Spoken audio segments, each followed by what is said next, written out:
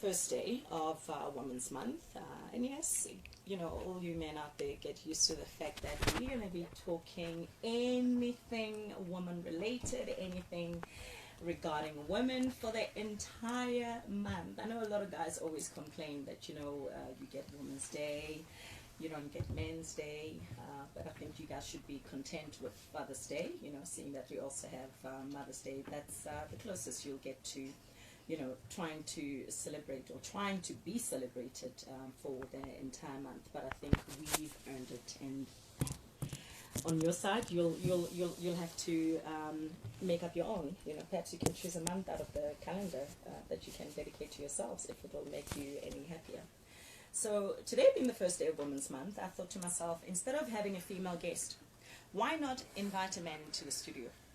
A man that appreciates and celebrates women. A man that is forever posting on social media about how a lady should be treated. Joska, I find your Facebook posts interesting and refreshing. Thank you. You always express your love and respect for women, which I appreciate from one woman, you know, representing other women.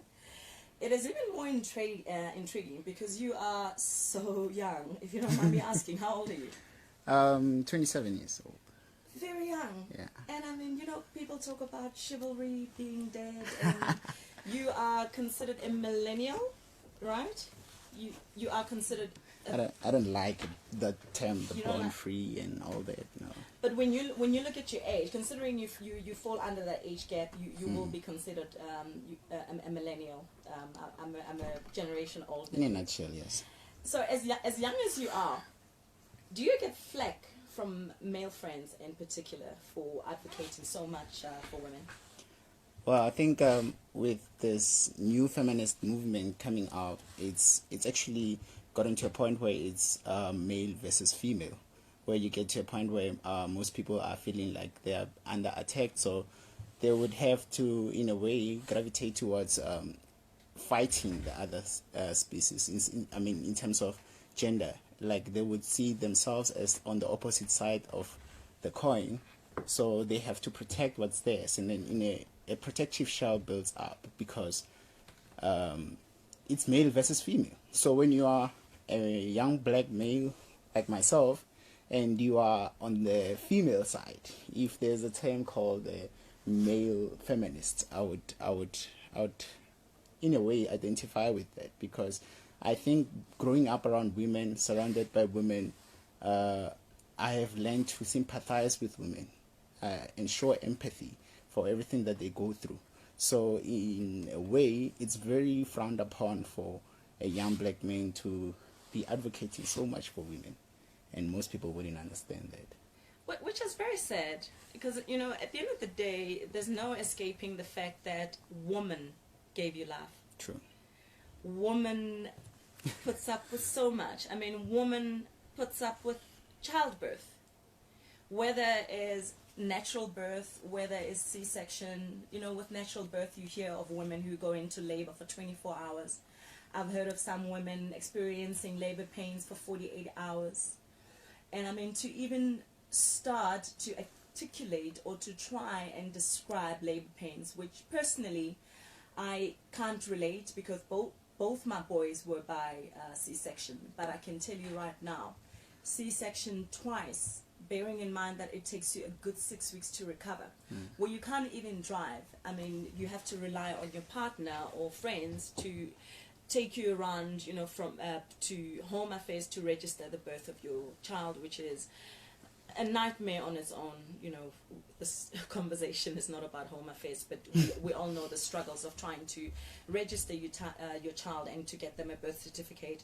And then you also have to take your child for their 10-day appointment with the nurse or your pediatrician, and then thereafter you have to make sure that they cover all their immunization injection schedules, right? True.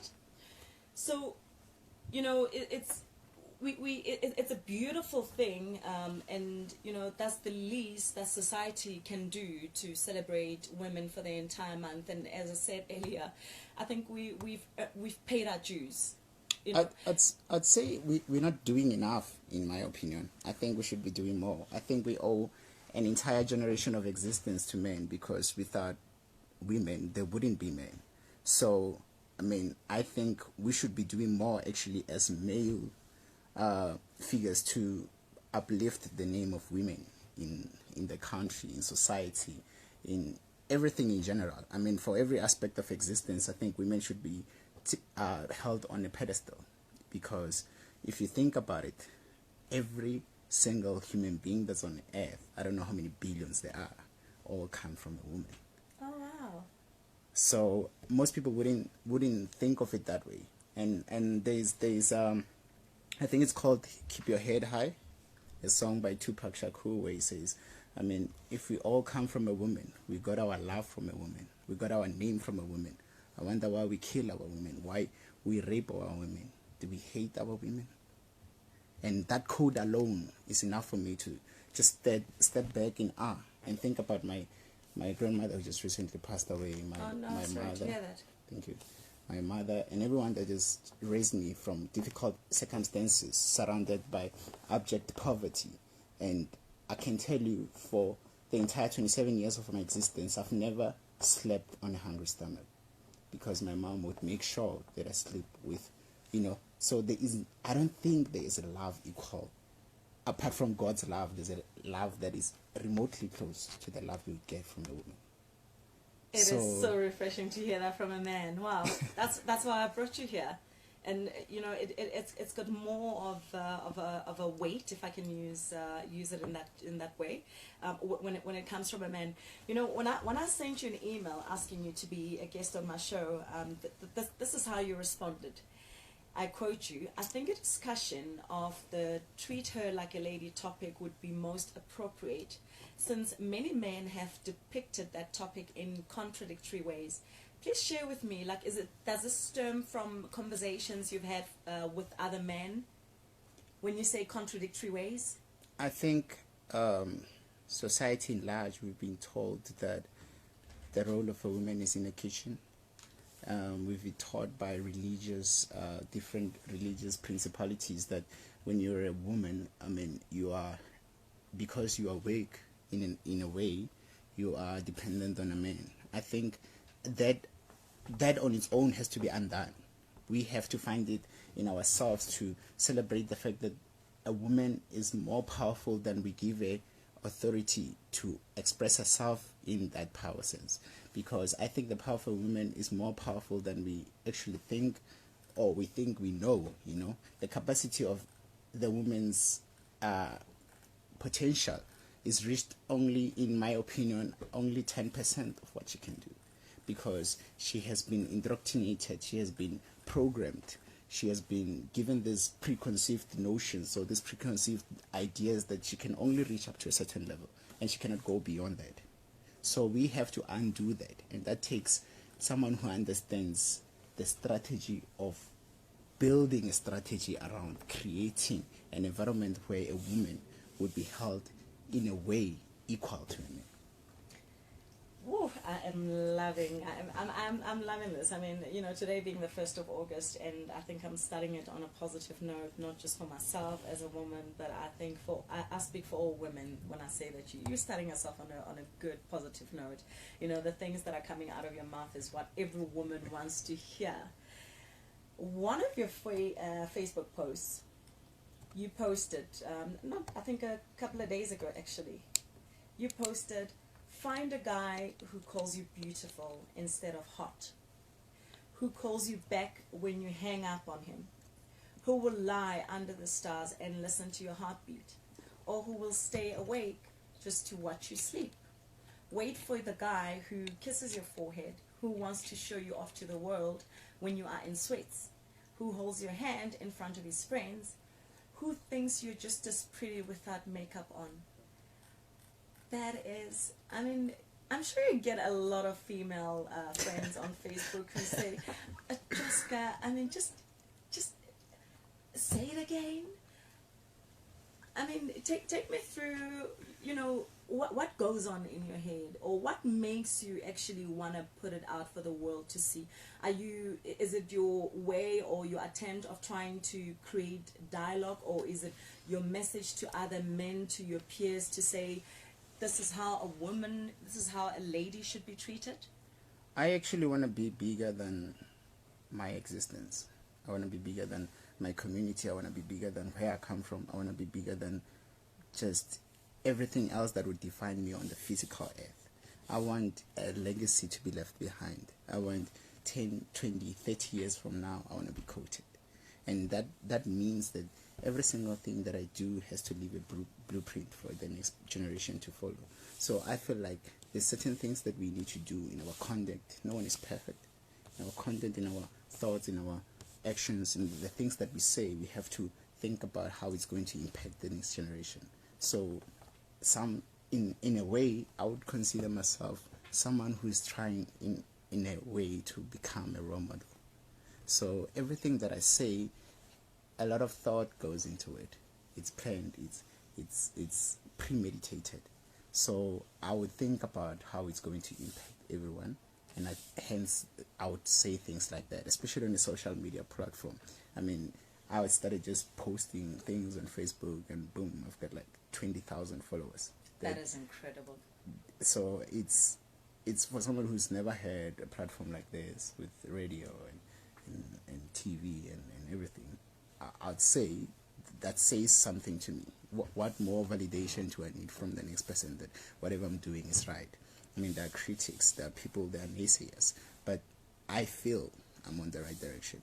My authentic self says that. The inner me says that. To my core, I'm embracing everything that I do, and I'm embracing myself in absolute totality because I feel like I'm on the right track.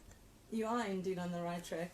You know, what's obvious is that you were surrounded by strong, respected women as a child and even today.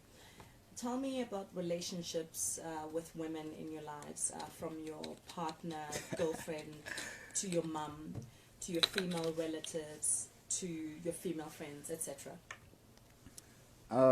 My relationship with them has been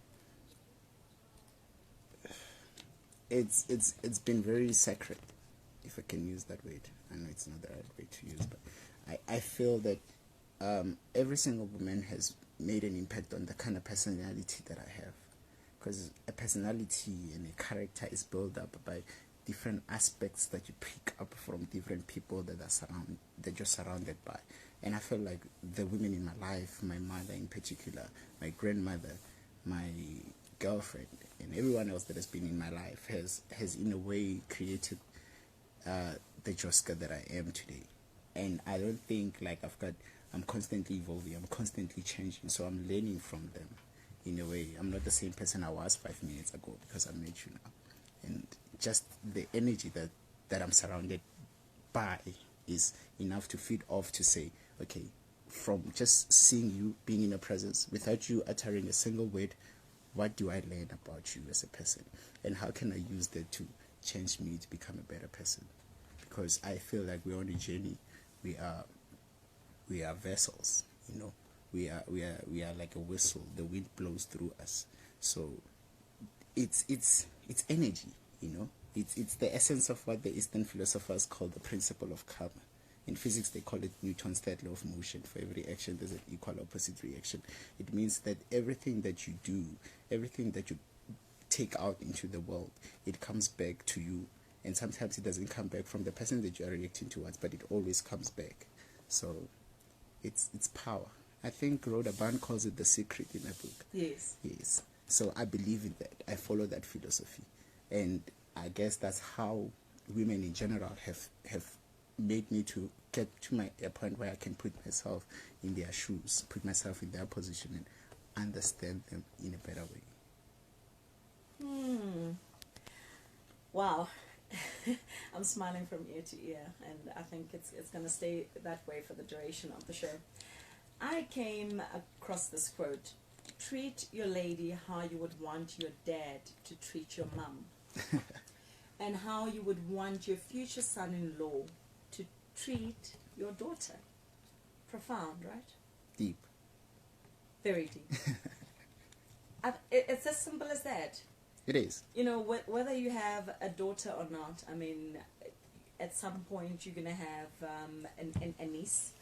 At some point you might be appointed godfather to somebody, and if they happen to be a girl, you have a responsibility as a godfather to be that father figure, because obviously as a godfather, the thinking is that should anything happen to the parents or should anything happen to the father, as a godfather you have to step up, you have to pull up your socks and, you know, act in a fatherly figure.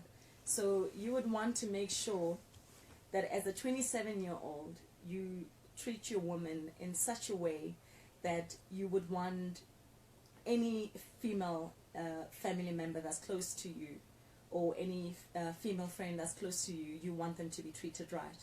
You would treat her in a way that you want your future son-in-law to treat your daughter. I love that. What did your father or father figure teach you about women and relationships? My father, being the kind of person that he is, has, I think, in a way taught me that the stereotypes that society has upon women are not necessarily true. You know, I come from a household where my father could cook. There was a point where I was sick. I think I was 5, and my father left her job to take care of me so that my mom can go to the job. Those are the things that people do not get to see about African fathers, because they are taught differently from the norm. So I'd say there have been people that have been there generations before me that understood this. So this is not new. This is not rocket science. This is something that is doable. And all we have to do is just take it from there and enhance it and grow it and make it bigger so that it impacts people on a much more bigger scale. And that's what we are doing right now. I came across a quote: treat her like you're still trying to win her, and that's how you'll never lose her. Your thoughts on that? I think you're always trying to win it, aren't you? Every single day you're trying to win it. You're only as good as your last thoughts, your last actions, and your last words to her. So every single day you have to make it your determination, your goal, your ambition to impart that because people get divorced because you're not the same person I was when we married. When I married you, you were into this and that, and now you're a completely different person. So we are constantly trying every single day. Doesn't matter if you bought her 40,000 flowers yesterday, but when you wake up in the morning, it's a new day. And if you fight, then everything else has been deleted. So you have to start from scratch every single day. You make a conscious decision. It's like love. When the feeling of attraction fades away, when all the romance, the spark is gone, the only thing that you do is you get to a point where love is a decision. You decide to be in love. I feel that's the mature approach. Beautiful. So you're saying, you know, your message out there to men is that don't get comfortable. True. Like you said, if your man had brought you 40,000 roses yesterday, it doesn't mean today he should not make that conscientious effort to impress you. True. Because it's his way of trying to keep you happy. Right. In my ideal world, every day would be Valentine's plus Women's Day. Say that again? In my ideal world, every day would be Valentine's and Women's Day. Beautiful. I hope my husband's listening to this. He's in deep trouble. Like, there's absolute pressure right there. Another quote goes, you can't treat her like everyone else and expect her to be different from anyone else. She will walk away like everyone else. What is your opinion on that? Sorry. Women do not look for what is nice or romantic or beautiful. Women look for what is different, I feel. Because you could be the richest guy, you could be the most handsome guy, but if you're a common guy, then there's nothing that sets you apart from everything else. So I think we should try and change that. We should change the mentality that if you are just like everyone else, then everything will just happen for you. You have to stand apart. There has to be something that makes you different from the next guy. Because I feel like, well, from what I've watched with women surrounding me, a girl that gets approached, I don't know how many times a day. If it's 5 guys a day, that is 5 times 7 a week. If it's 5 times 7 a week, it's that number times, I don't know how many weeks, 52, and then the whole year. So what makes you think she's gonna say no that many times? Wow. Wow. The next one goes, being male is a matter of birth. Being a man is a matter of age. But being a gentleman is a matter of choice. Do you agree? I would add to that. I'd say being a gentleman never goes out of fashion. Because I think it's a conscious decision you make. It's what you said, chivalry is dead. Yes. We make that decision. We choose to say it's easier not to open the car for a woman. It's easier not to carry her bag. It's easier not to do those things because men are equal anyway. So why should we still do that? That's like, and you get women like that. Women that have been either in abusive relationships, women that have been molested or raped, that feel like they have to man up and take over the masculine role because they do not embrace chivalry anymore because they feel that these are our attackers. And I think that kills it. That kills society. That kills everything else. So we should change that. And we can change that. It's possible. It's only up to us to make sure that we teach whoever is coming up, especially men, we teach them how to treat women right. And we can. I've been taught.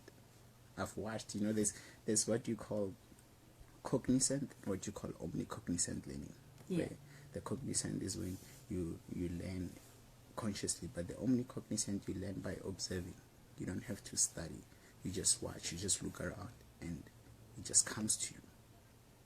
It clicks. And that's what we should do. We should teach by example. We can be role models. As young as I am, I can be somebody's role model. Absolutely. So and I love that you are, actually.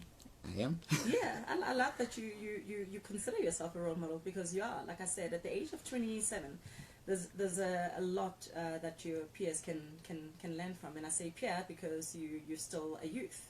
Till the age of till the age of 35. And I mean, there's a reason why I invited you to the show, because I knew that you were going to impart a lot of knowledge, something that a lot of your peers could learn from. One of your other posts, which I'm sure it was controversial after you posted this, because I see you had loads and loads of comments. You started off by saying, Capitec is my emergency card. Babe needs to know the PIN. Guys who don't give their women their card are either cheating or broke. Really? Is that a fact? So if my husband doesn't give me his card and his PIN, are you saying that he's either cheating or broke or both? I don't know. I believe the role of a man is a provider. I think it's even in the Bible that the man should provide. I feel emasculated when a woman takes over my role. I don't think it should be that way. I think we should get to a level where we do not shy away from the responsibility of being a provider because of, societal challenges, economic challenges. The fact that you are unemployed doesn't mean you cannot take over your role as a provider.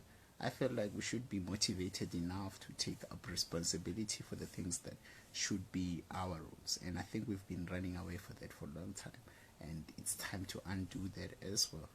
We need to provide for our families. There's nothing that makes you more powerful than being able to trust yourself with providing for the women and children in your lives.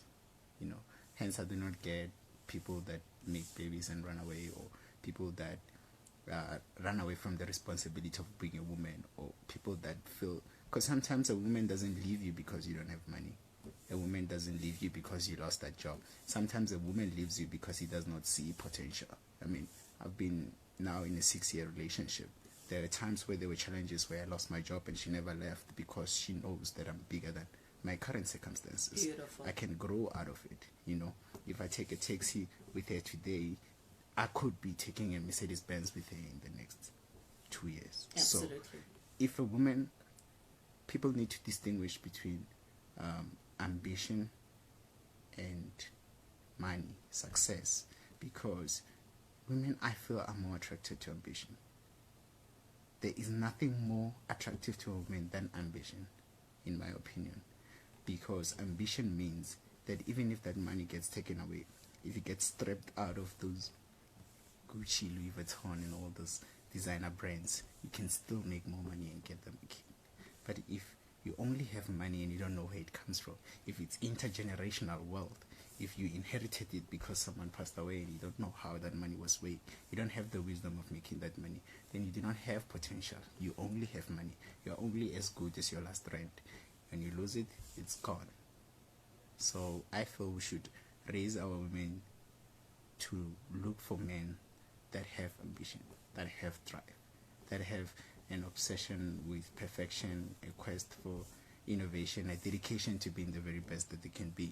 And if we do that, then we will challenge the men to rise up to the challenge and meet those standards. Because if expectations are created but they are not met, they turn into disappointment, and we do not want to disappoint them. So we will rise to the challenge, and that's what we should do. We should provide for our women. We must stop calling women gold diggers because we are broke. Sure. I like what you said initially when you said that men should not be intimidated by an ambitious woman or hardworking women.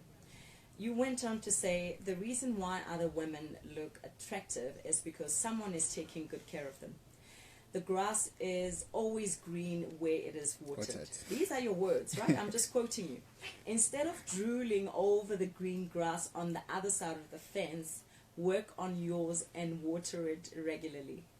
So you feel strongly about that? Very passionately. I feel very passionate about that because that's what I believe. I believe you must invest in what you want. You create your own reality with your actions and with everything that you do. So you have to invest in the woman that you want to be. If you want your woman to be beautiful, the reason why that other woman looks beautiful is because some other guy invested in you. That's what I believe. Sure. So if you go to the street and one woman looks more beautiful than your woman in your head, then you have to say, then what does that say about me? Because if you want to know the kind of men that a woman dates, you look at the standard of living that the woman is in. So if I go to the street and I see a woman looking big, gorgeous, and where does that Brazilian weave come from? You know, some other guy bought it possibly. So I think we should invest in them. We should invest in the women in our lives. And you're going to say your woman will never outgrow the desire to be spoiled with little treats, flowers, chocolates, gifts, sweet messages, and an occasional date night for a heart-to-heart conversation with you. I am loving this, and I mean that's why I'm a huge fan of you, and I think that's why you've got over 20,000 followers on Facebook, and I can bet my last dollar that majority of your Facebook followers, a majority of that 20,000, it's probably 90% women. I can only just assume, and I think I'm correct in that assumption. Treat her like a queen, and she'll treat you like a king. Treat her like a game, and she'll show you how it's played. Fair enough? Fair enough. Powerful statement. Actually, it goes back to what we said before. But karma, what you do always comes back to you. If you treat her well, if you invest in her, the most selfish thing an individual can do is be selfless. Because when you give, when you let go, when you give more than you expected to, when you go the extra mile, when you're asked to go 1 mile and you go another and another and another, those things always come back to you. So isn't it selfish? Because at the end, you're the one that's benefiting. I don't know if you know about a video that has been circulating on Facebook. This guy beating up a woman at a petrol station. His car door is open, and he's sitting on top of this woman's chest and punching her. There is a female passenger in the front seat, and there's a guy filming on his cell phone, and he's acting as a commentator. He starts off by going, and now we're going to see the first blow, and now he slaps her,